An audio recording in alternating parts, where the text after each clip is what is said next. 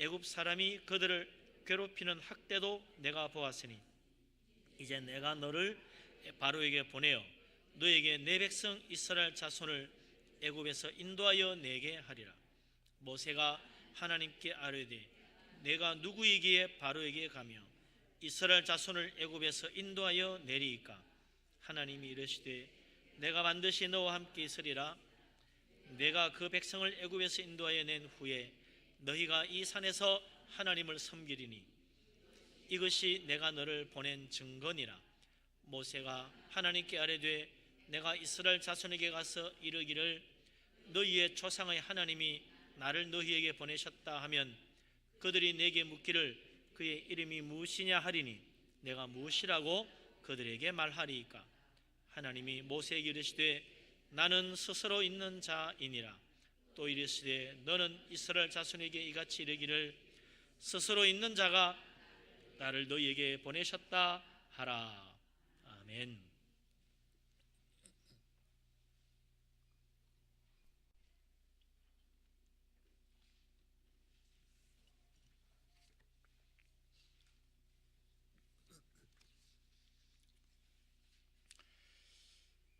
오늘도 아주 불행한 사건이 났죠. 예비군 훈련장에서 사고가 나가지고 총기 난사를 해서 두 사람이 죽고 또 두 사람이 지금 중태에 빠져 있는데 세 사람이 중태에 빠져 있는데 어찌 될지 모르겠습니다만 이런 느닷없는 총기 사고를 일으키는 사람, 우리나라에서는 뭐 잘 없는 사건인데 미국에나 있는 줄 알았더니 우리나라에도 그런 사건이 벌어졌습니다. 이런 사람들을 조사를 해보면 공통점이 하나 있다고 그러죠. 되게 사회적으로 따돌림 받고 혼자 공한이 있는 외톨이 성격, 이런 사람들이 그런 사건을 잘 저지른다는 거죠. 그래서 이런 사람들을 부르는 호칭이 하나 있죠. 외로운 늑대들이 저지르는 사건이다. 뭔가 사람들과 교제하고 같이 어울리고 또 사람들과 대화하고 자기 마음을 열고 살아야 되는데 딱 닫아놓고 있으면 어느 날 갑자기 폭발을 하는 거예요. 그래가지고 상상 밖의 사건을 저지른다는 것입니다. 우리 인간은 혼자 살 수 없게 만들어져 있어요. 창조하실 때 남자와 여자를 창조하셨습니다. 같이 서로 돕고 살라고. 그래서 우리는 신앙생활을 해도 혼자 그냥 교회 혼자 기도 생활하고 혼자 성경 보고 혼자 하나님 믿으면 안 됩니다. 그래서 같이 와서 예배하고 같이 신앙생활하고 교제하면서 신앙생활하는 거죠.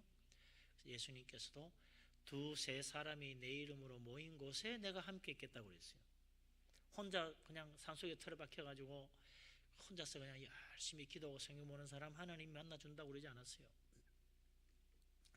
근데 때때로 그렇게 외롭게 살다 보면 우리의 인생도 비뚤어질 수가 있다. 마음을 열어야 됩니다.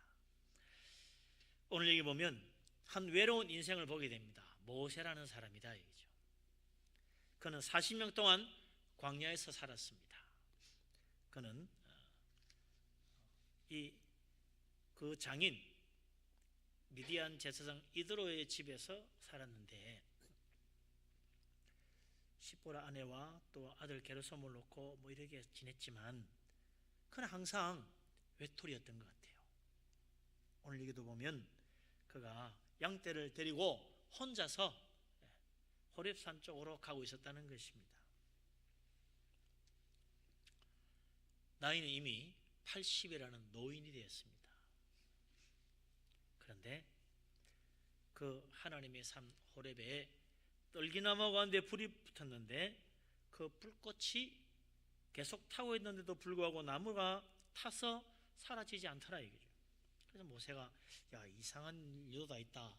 떨기나무가 타는데 왜 그대로 나무가 사라지지 않고 있을까 해서 거기 다가갔더니 갑자기 떨기나무 불꽃 가운데서 하나님이 나타나신 거죠.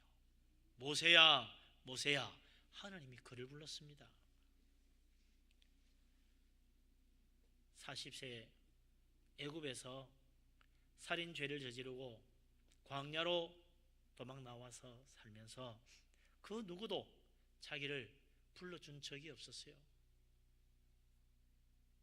혼자 광야에서 외톨이처럼 지냈습니다. 그대로 갔더라면 정말 누구 말 맞다나 갑자기 폭발해 버릴지도 모를 것 같은 그런 원한과 원통함과 억울함을 꾹꾹 누르고 살았는데 하나님께서 모세를 부르신 거죠. 얼마나 놀랐겠습니까?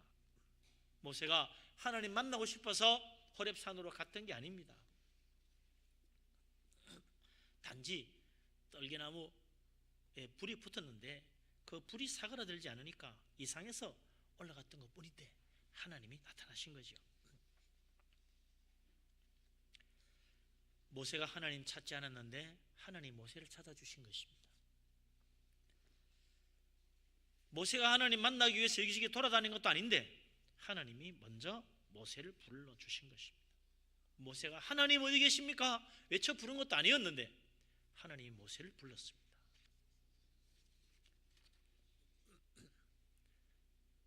이걸 뭐라고 그럽니까?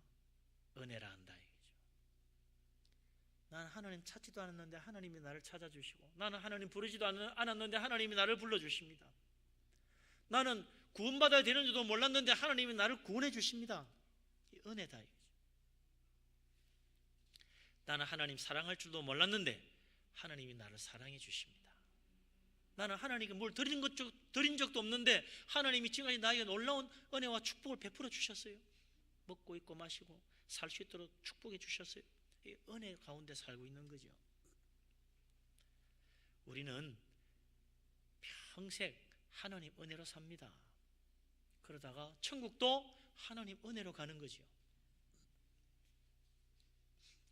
모세가 나이 80에 하나님 만나가지고 하나님이 그를 불러주셔서 새 인생 살게 됩니다. 나이 80에 새 인생 살 줄 누가 생각했겠습니까? 인생 정리하고 이제 내 누울 자리 찾아볼 때가 된 줄 알았더니 하나님이 그때 불러가지고 위대한 선지자 모세로 만들어 줬단 말이죠. 은혜 중에 은혜입니다. 우리 하나님 생각지 않은 은혜를 베풀어 주시는 분이십니다. 모세처럼 그렇게 놀라운 은혜 받은 사람이 성경에 보면 한두 사람이 아니에요. 아브라함도 생각지 않았는데 하나님이 그를 불러주셨습니다. 아브라함이 내가 가나안 땅 가서 내가 새 민족을 이루고 새 인생 살아야 되겠다 그런 생각은 꿈에도 하지 않았어요. 근데 하나님이 아브라함 먼저 불러주셨어요. 아브라함아, 네 고향을 떠나라. 내가 너를 새로운 민족을 만들어주고 내가 너를 창대하게 만들어주겠다. 네 이름을 위대하게 만들어주겠다.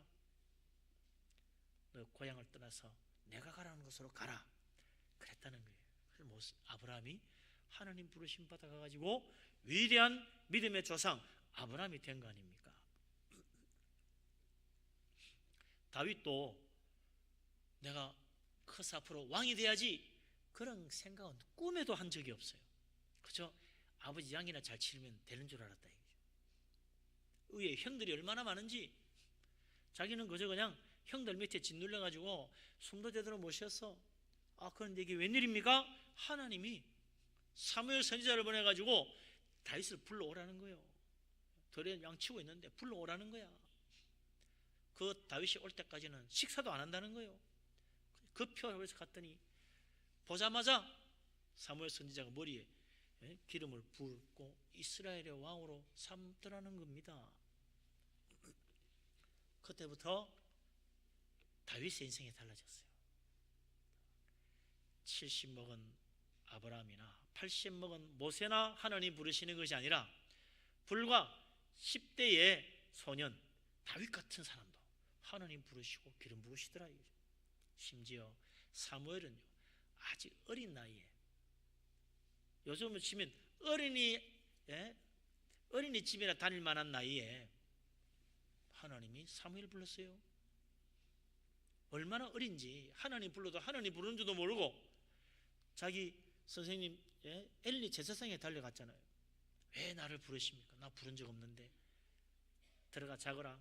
예, 또 하나님이 사무엘아 사무엘을 부르시니까 또 선생님이 부른다고 쫓아가서 선생님 이라 그랬어. 천진난만한 아이였어요. 근데 하나님이 사무엘을 불러서 위대한 선지자로 삼아 주셨습니다. 사무엘이 내가 앞으로 커서 위대한 선지자가 돼야지 그런 생각한 적이 없어요. 하나님이 사무엘을 부르신 거라. 그래서 하나님이 위대하게 사용하신 거죠. 우리 인생 내 생각대로 되는 것 같지만 아닙니다. 하나님 계획대로 되는 거예요. 하나님 뜻대로, 하나님 인도하심대로, 하나님이 이끄시는 대로 우리 인생 하나님 손 안에서 움직이는 것입니다. 내 생각대로 다 되는 것 같지만 천만에요.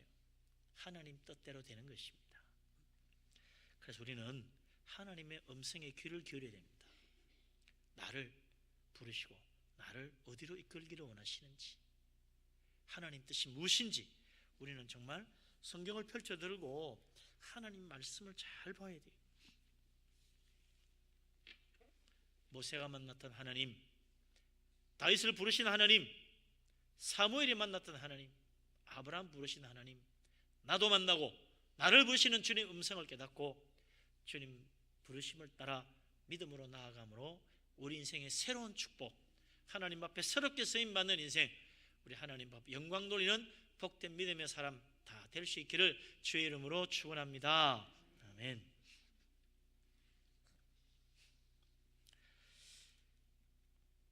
예수 믿고 교회 나오는 사람 오늘 여기 예배하러 왔는데 이 가운데 믿음 없는 사람이 누가 있겠습니까? 성경 읽고 기도하고 예배하고 신앙생활하는 사람 다 믿음이 있으니까 성경도 보고 기도도 하고 예배하는 거죠. 그런데 우리가 하나님 믿고 하나님 안다고 하는데도 정말로 깨달아야 될 것을 제대로 못 깨닫고 믿음 생활하는 경우가 많습니다. 하나님 아는다면, 하나님 믿는다면 반드시 알아야 될 것이 있다. 그것을 모세가 오늘 떨기나무 불꽃 가운데서 하나님 만나면서 깨닫게 됩니다. 모세가 불붙은 떨기나무 구경하러 가까이 다가갔더니 그때 하나님 모세를 부르십니다. 모세야, 모세야. 모세가 대답을 합니다. 내가 여기 있나이다. 그때 하나님이 모세에게 말씀하십니다. 우리 5절 말씀 같이 한번 읽어보십시다. 5절. 하나님이 이르시되 이리로 가까이 오지 말라. 내가 선 곳은 거룩한 땅이니 내 발에서 신을 벗어라. 아멘. 다 같은 땅인 줄 알았더니 그게 아니었어요. 땅은 다 더러운 줄 알았더니 그게 아니었어요. 그냥 발로 밟고 다니는 땅이었는데 그곳에 하나님이 나타나시니까, 하나님 만나는 자리가 되니까 그 땅이 거룩해지더라는 것입니다.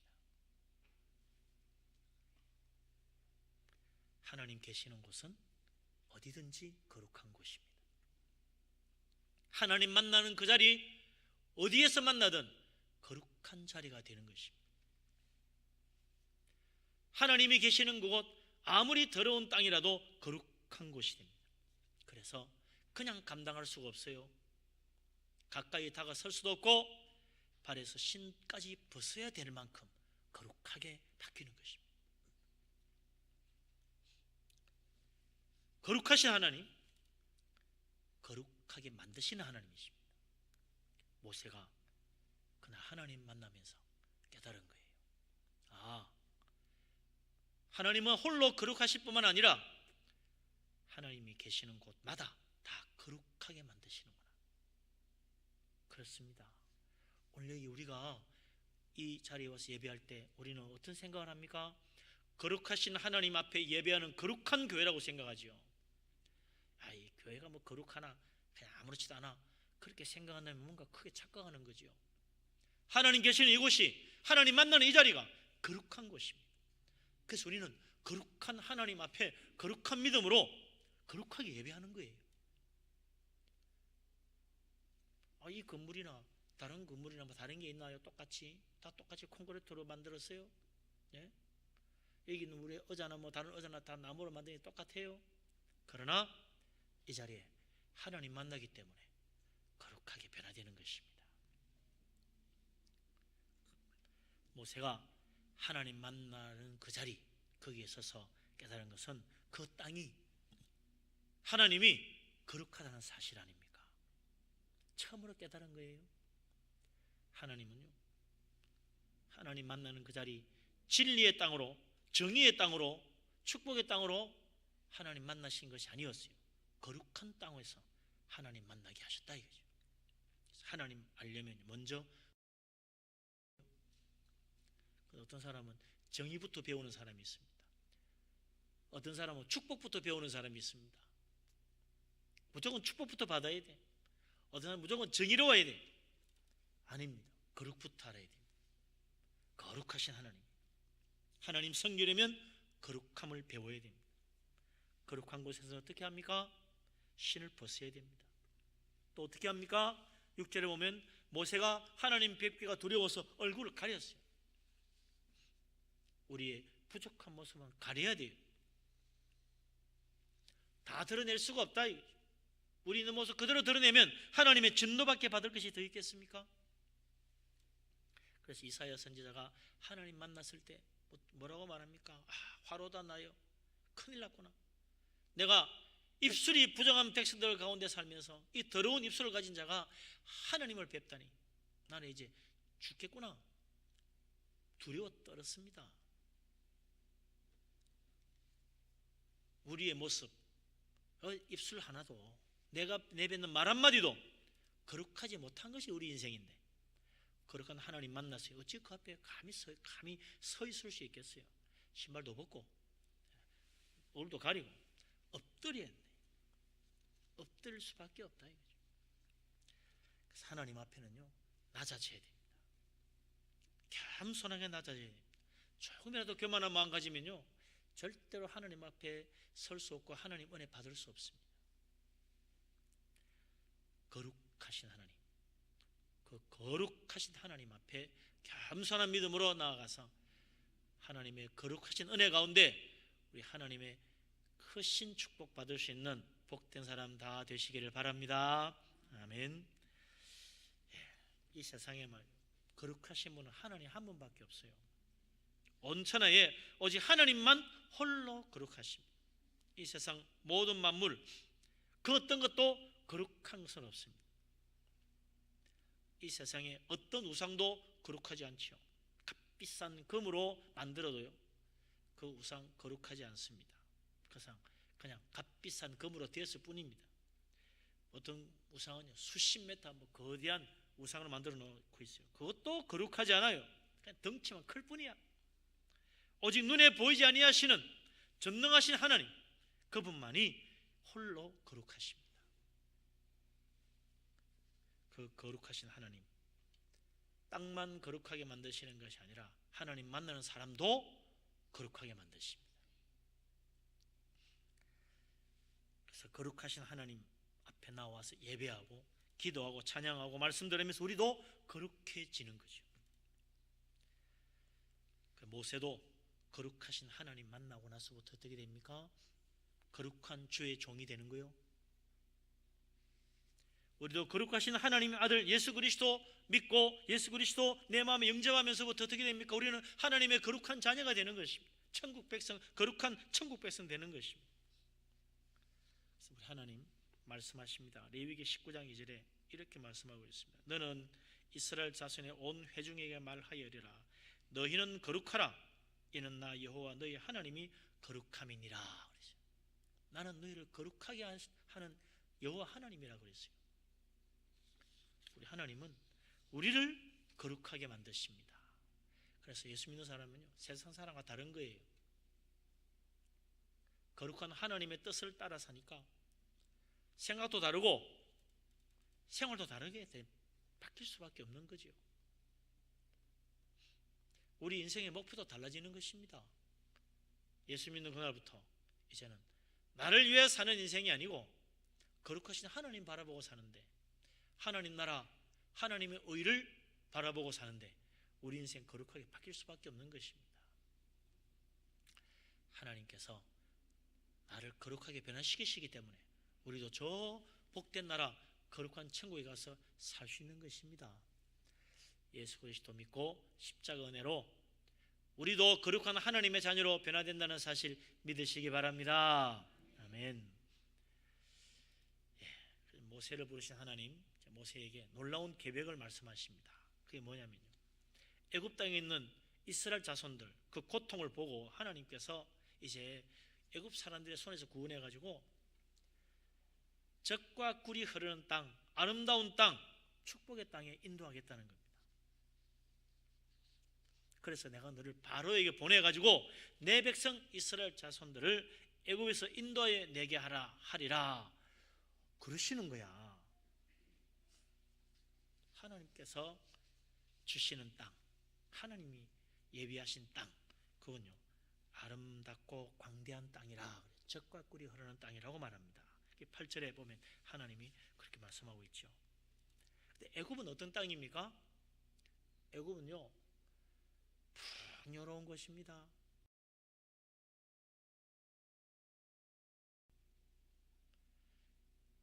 세상적으로 필요한 모든 것 다 있는 땅입니다. 이스라엘 사람들 광야에 나와가지고 보니까 뭐 먹을 것도 없어, 마실 물도 없어, 입을 옷도 없어, 고기도 못 먹어, 양념도 없어, 재미있게 놀 것도 없어. 그 이스라엘 사람들 뭐라 그래요? 야, 이거 잘못 나왔다. 젖과 꿀이 흐르는 땅이 다른 게 아니고 사실은 애굽 땅이다. 거기 가서도 우리가 고기 가마에서 마음껏 고기 구워 먹고 말이지, 온갖 맛있는 요리도 다 해먹었는데 이게 무슨 생고생이냐. 젖과 꿀이 흐르는 땅이 애굽 땅이래요. 그걸 돌아가자고 그랬어요. 사람들은 풍요로우면 그것이 천국이거니 생각합니다. 돈만 많으면 인생 행복하겠거니 그렇게 믿는다는 거죠. 많이 가지면 잘 살 걸로 생각합니다. 그렇지 않아요. 하나님이 계획하신 젖과 꿀이 흐르는 땅은 어떤 땅입니까? 풍요로운 땅이 아니요, 아름다운 땅이지. 하나님은 천국을, 아름다운 천국을 준비해 놓았어요. 근데 우리는 아름다운 저 천국보다는 풍요로운 이 세상이 더 좋을 것 같아. 돈만 많으면 이 세상이 천국이거니 그렇게 하면서 살려고 한다는 겁니다. 우리 하나님께서 천지 만물을 창조하시고 빛을 창조하시고 보시기에 좋았더라, 좋았더라. 예? 모든 이 세상 만물을 다 지으시고 난 다음에도 하나님 보시기에 매우 좋았더라. 그 좋다는 말이요, 그게 아름답다는 뜻도 있는 거예요. 하나님 보시기에 매우 아름답고 좋았다는 거예요. 하나님 이 세상을 풍요롭게도 만드셨지만 그보다는 아름답게 만드신 것입니다. 하나님 우리 인생요, 돈 많이 벌고 가진 것 많고, 그래서 부족함이 없게 그래 만들어 주시는 것이 아니라 사실은 아름다운 인생 만들어 주고 싶으신 거예요. 돈 많이 벌고도요 추하게 사는 사람 많잖아요. 세상 성공하고 높은 권세 자리에 앉아가지고 정말 부끄럽게 사는 사람 많잖아요. 아름다운 인생이 되어야 됩니다. 예수 믿고 구원받고 천국 바라보고 살고 성령의 은혜 가운데 믿음으로 사는 사람, 예수 그리스도 주님을 본받아 주를 따라가는 사람, 하나님 보시기에도 매우 좋은 아름다운 인생으로 변화되는 것입니다. 그게 행복이에요. 그게 바로 천국의 시작입니다. 우리 하나님 은혜 가운데 참된 평안을 누리고 샘솟는 기쁨을 맛보고 세상이 줄 수 없는 놀라운 은혜를 맛보고 사는 사람, 그게 아름다운 인생이지.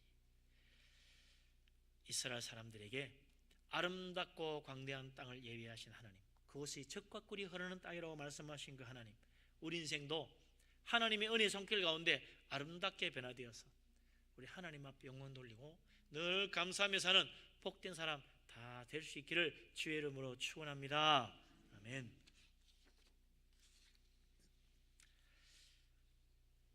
하나님 모세를 부르셨는데 당장 고민이 생겼어요. 내가 과연 하나님이 맡기신 이 일을 할 만한 능력이 있는가? 그게 제일 큰 문제죠. 그래서 모세가 하나님 앞에 질문을 합니다. 11절 말씀 같이 한번 읽어보겠습니다. 11절 같이 읽습니다. 모세가 하나님께 아뢰되 내가 누구이기에 바로에게 가며 이스라엘 자손을 애굽에서 인도하여 내리까? 참 이 문제지요. 내가 누구인데, 내가 정말 하나님의 일을 할 만한 사람인가? 나에게 그런 능력이 있는가? 내가 누구에게 하나님이 계획하는 그 엄청난 일을 할 수 있으며, 내가 누구에게 이 새 천하를 다스리는 권세를 가진 바로 왕 앞에 가서 이스라엘 백성 내놓으라고 말할 수 있겠냐는 거죠.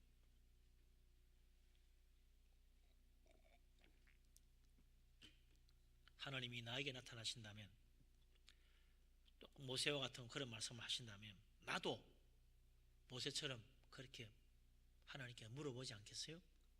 많은 사람들이요, 집사님 이번에 교회 뭐 좀 봉사 좀 하십시오.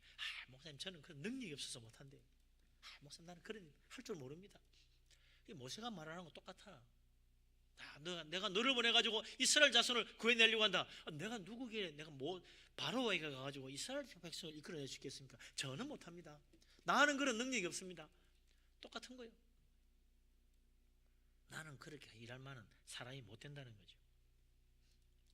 우리가 과연 하나님이 쓰실 만한 인간인가? 사실 못한다는 말이 맞는 말이지. 내가 어떻게 감히 하나님 일을 할 수 있겠습니까? 성경은 우리가 어떤 사람들이라고 말하고 있습니까? 누가복음 5장 8절에 보면 시몬 베드로가 예수님 만나가지고 깊은 데 가서 그물을 던지라고 해서 던졌더니 물고기가 얼마나 많이 잡혔는지 한 번 그물질에 2배가 가득 차서 잠길 만큼 됐어요. 깜짝 놀랐습니다. 이분은 위대하신 하나님이구나. 배에서 내리자마자 예수님 앞에 엎드려서 뭐라고 그래요? 주여 나를 떠나서서 나는 죄인이로소이다. 나는 죄인이로소이다. 시몬 베드로가 정확한 정답을 발견한 거죠. 나는 죄인이구나. 그렇습니다. 나는 죄인이에요. 우리는 허물 많은 죄인입니다. 부족한 죄인입니다. 하나님께 쓰임받을 일꾼이 아니라 사실은 심판받고 멸망받아야 할 죄인입니다. 그게 정답이죠. 모세도 이 사실을 깨달은 것입니다. 자기는 애굽의 바로 왕 앞에 가서 하나님이 시킨 일을 할 만한 훌륭한 사람이 아니라는 것입니다. 모세는 사실 정확하게 말하면 애굽에서 살인죄를 저지른 도망자야. 그래서 이건 미디안 광야에 도망쳐 왔잖아요. 어떻게 애굽으로 갈 수 있겠습니까? 바로 왕의 손에서 이스라엘 자손을 구원해낼 수 있습니까? 아닙니다. 모세만 그런 일을 할 수 없는 죄인이 아니라 우리도 다 그런 일을 감당할 만한 죄인이 아니죠. 참 불쌍하게 짝이 없는 인생입니다. 그렇게 버림받고 그렇게 끝나야 되는가? 그게 아니라는 게 참 놀라운 은혜 아니겠습니까? 하나님께서 그런 무능한 죄인, 심판받아야 할 죄인, 하나님께 쓰임받을 수 없는 부족한 죄인에게 하나님이 놀라운 말씀을 들려주십니다. 12절 말씀 같이 한번 읽어보십시다. 12절 같이 읽겠습니다. 하나님이 이르시되 내가 반드시 너와 함께 있으리라. 내가 그 백성을 애굽에서 인도하여 낸 후에 너희가 이 산에서 하나님을 섬기리니 이것이 내가 너를 보낸 증거니라. 아멘. 하나님께서 말씀하십니다. 내가 반드시 너와 함께 있겠다. 죄인을 버리지 아니하시는 하나님이십니다. 죄인과 함께 하시겠다는 거예요. 허물 많은 죄인을 도와주겠다고 말씀하십니다. 죄인을 구원하시는 하나님이십니다. 죄인을 버리지 아니하시고 붙들어 주시는 하나님이십니다. 그래서 우리는 이것을 또 뭐라고 그래요? 은혜라고 하는 거죠. 심판받아야 할 죄인을 하나님이 버리지 않고 함께 하시고 하나님이 사용하시고 하나님께서 은혜를 베푸시고 거룩하게 변화시켜 주시고 능력 주시겠다는 것입니다. 허물 많고 실수 많고 멸망받을 수밖에 없는 불쌍한 죄인, 우리 하나님께서 은혜를 베푸셔서 구원하시고 사랑으로 붙잡아 주시고 주님의 능력의 손으로 강하게 만드시는 것입니다. 그래서 하나님이 모세를 애굽에 보내가지고 노예로 고통하고 있는 이스라엘 자손들 구해내겠다는 것입니다. 정말 그렇게 됐잖아요. 하나님은 죄인을 구원하시는 하나님이십니다. 모세는 구원의 하나님 만난 거예요. 우리 주님께서도 말씀하셨어요. 나는 의인을 구원하러 온 것이 아니라 죄인을 구원하러 왔다 그랬습니다. 나 같은 죄인을 구원하시는 하나님 은혜를 믿으시기 바랍니다. 나 같은 죄인을 버리지 아니하시고 나와 함께 하시는 은혜로우신 하나님 믿으시기 바랍니다. 우리 주님 말씀하십니다. 내가 세상 끝날까지 너와 함께 있겠다고 약속하셨어요. 이 세상 끝날까지도, 마지막 이 세상 끝날 그 순간에도 하나님 나를 버리지 않고 나와 함께 하신다는 사실을 믿으시기 바랍니다. 우리 하나님 그래서 반드시 책임지고 저 천국까지 인도해 주시는 거지요.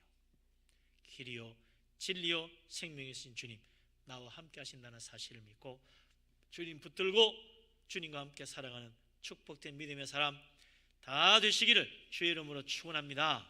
아멘. 그러고 나니까 모세가 말이죠. 도대체 이분이 누구신가? 이런 하나님이 있는가? 얼마나 놀라워요. 그래서 사람들이 네가 만난 하나님이 누구냐? 어떤 하나님에게 그렇게 죄인들을 구원하시고 노예들을 구원해주고 바로의 그 권세에서 우리를 구원해준단 말인가? 그분이 누구냐? 그거 물으면 내가 뭐라고 대답해야 됩니까? 하나님께 물었어요. 하나님이 또 친절하게 일러주십니다. 우리 14절 같이 읽겠습니다. 하나님이 모세에게 이르시되 나는 스스로 있는 자이니라. 또 이르시되 너는 이스라엘 자손에게 이같이 이르기를 스스로 있는 자가 나를 너희에게 보내셨다 하라. 아멘.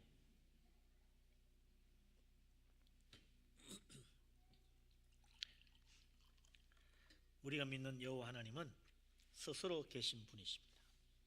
스스로 있는 자라는 이 번역이 많은 신학자들이 좀 문제가 있다 그래요. 충분한 의미를 제대로 전달하지 못하고 있다. 이 히브리어의 의미를 잘 전달하지 못한다고 말합니다. 이 스스로 있는 자라는 말이 여호와 야훼라는 그 이름을 뜻풀이를 해준 거죠. 야훼라는 말이 스스로 있다는 의미로 하나님이 뜻을 풀어서 설명해 준 겁니다. 근데 그게 스스로 있다기보다는 하나님께서 스스로 되게 행하신다, 그런 뜻이다. 하나님은 스스로 자기가 하고자 하는 일을 되게 행하시는 분이다, 이런 의미가 더 맞다는 거죠. 그러니까 좀 번역하려니 좀 복잡해집니다만 간단하게 나는 스스로 있는 자라기보다는 스스로 행하는 자라, 그러면 더 맞지 않을까? 나는 스스로 이루는 자니라, 뭐 이런 식의 번역이 더 어울리지 않을까 싶기도 합니다만, 이번에도 역시 그대로 나는 스스로 있는 자라 너무 오랫동안 이렇게 다 되어 있기 때문에 그대로 번역이 내려왔어요. 우리가 믿는 여호와 하나님은 스스로 계실 뿐만 아니라 어떤 일을 누가 시켜서 하시는 분이 아닙니다. 스스로 모든 것을 결정하시고 스스로 모든 것을 행하시고 스스로 모든 것을 이루시는 하나님이시다. 이 세상 만물 천지 창조하실 때 누가 시켜서 하나님 하신 거 아닙니다.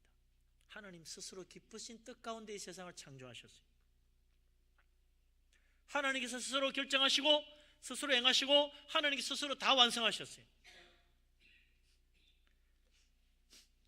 하나님이 사람을 만들 때도 야, 사람만은 하나님 형상대로 만드는 게 좋겠다, 누가 그렇게 시켜서 한 게 아니고 하나님 스스로 결정하시고 하나님 스스로 우리를 하나님 형상대로 만드신 것입니다. 죄인을 구원하실 때도 그 불쌍한 데 좀 구해줘야 되지 않겠느냐, 누가 그래서 하나님이 자기 독생자까지 보내가지고 우리를 구원하신 것이 아닙니다. 하나님 스스로 우리를 불쌍히 여기셔서 사랑하심으로 그 아들까지 십자가에 내어주시고 우리를 구원하시기로 하시고 그걸 이루신 것입니다. 하나님이 행하신 거죠.